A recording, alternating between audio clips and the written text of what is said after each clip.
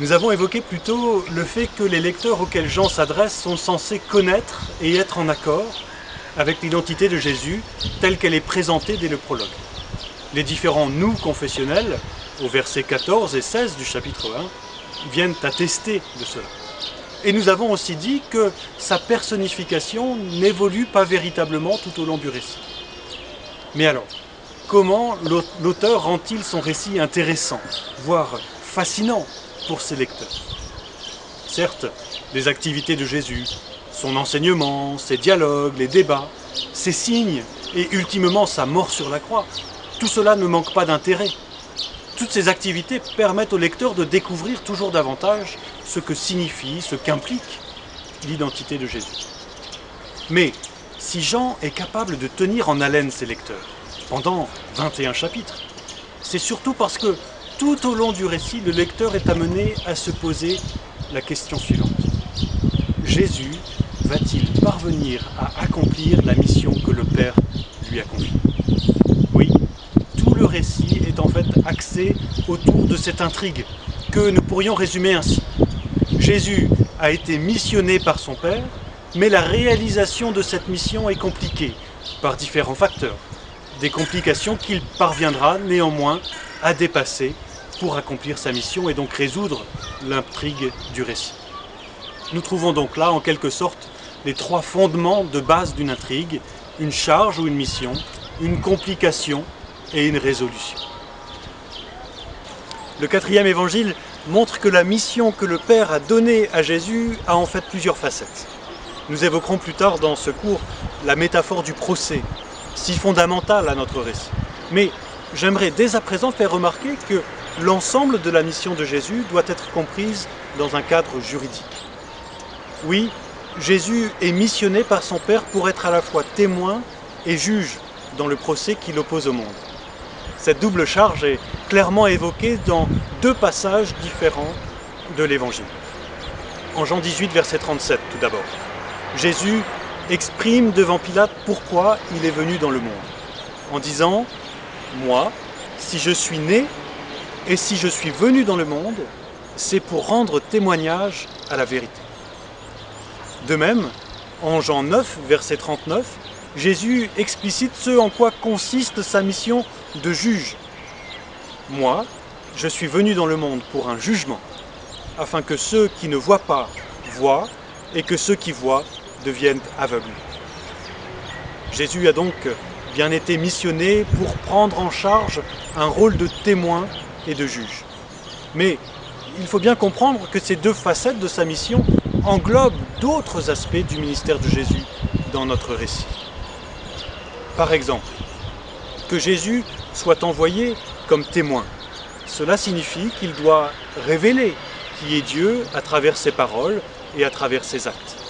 Nous voyons clairement cela en Jean 1, verset 18, ou en Jean 17, verset 6 et verset 26. Ce rôle de témoin signifie aussi qu'il devait être glorifié et glorifier son Père, comme l'indique Jean 13, versets 31 et 32, et comme l'indique surtout Jean 17, verset 4.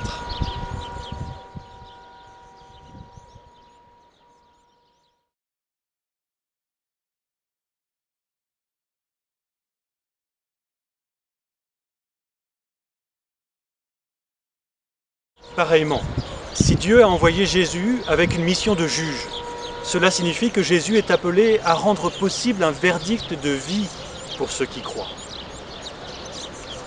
C'est pour permettre et donner la vie pleine et entière, que Jésus a été envoyé par son Père. Dieu a tant aimé le monde qu'il a donné son Fils unique afin que quiconque croit en lui ne périsse pas, mais qu'il ait la vie éternelle, nous dit Jean 3, 16. Vous voyez également ceci en Jean 5, versets 19 à 30, en Jean 10, verset 10 également. Bien évidemment, cette mission aux multiples facettes fut loin d'être facile à accomplir. Et c'est justement ce qui rend notre récit si fascinant. L'accomplissement de la mission de Jésus n'est pas de tout repos. En effet, tout au long du récit, Jésus rencontre une farouche opposition. Mais de la part de qui? Et pourquoi? Cet aspect de la complication de l'intrigue correspond avant tout à la résistance qu'il reçoit de la part des représentants du monde, c'est-à-dire le monde dans son incroyance, le monde dans son incrédulité et son rejet de Dieu. Parmi les représentants de ce monde incrédule se trouve un nombre important de personnages. Il y a par exemple ceux que l'évangéliste appelle les Juifs, il y a les prêtres et les pharisiens, il y a le diable, Judas ou encore Pilate. Mais ce qui est intéressant, c'est que cette opposition de leur part prend des formes tout à fait variées, toutes d'ailleurs à composante juridique. Il y a des interrogatoires de Jésus, des accusations portées contre lui, des tentatives d'arrestation et même de lapidation. Il y a un verdict de mort par le Sanhédrin, une arrestation, un procès, un jugement de la part de Pilate et finalement une crucifixion par les Romains. Décidément, l'opposition à Jésus était forte, violente même. Bien sûr, tout le monde ne s'oppose pas de la sorte à Jésus dans le récit, loin s'en faut. Certains croient en Jésus et se mettent à le suivre. Mais du coup, ce qui permet à l'intrigue d'avancer est non seulement la question « Jésus va-t-il parvenir à accomplir sa mission ?», mais aussi la question suivante. Les différents personnages que Jésus rencontre au cours de son ministère vont-ils ou non reconnaître son identité véritable?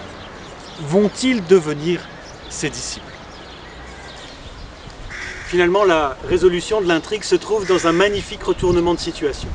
Un retournement digne des meilleurs récits de l'humanité. Celui-ci est d'ailleurs un parfait exemple d'ironie joannique. De quoi parle-t-on? Eh bien du fait que l'opposition à la mission de Jésus, à travers ses représentants, semblait bel et bien avoir définitivement vaincu Jésus. Il l'avait cloué sur une croix, il l'avait mis hors d'état de nuire, c'en était fini de Jésus. Du moins le pensait-il. Figurez-vous que dans l'évangile de Jean, la mort de Jésus n'est pas dépeinte comme sa défaite, mais bel et bien comme l'aboutissement de sa mission en tant que témoin et juge. Oui, sur la croix, Jésus déclare même « tout est accompli » en Jean 19, verset 30. Pourquoi?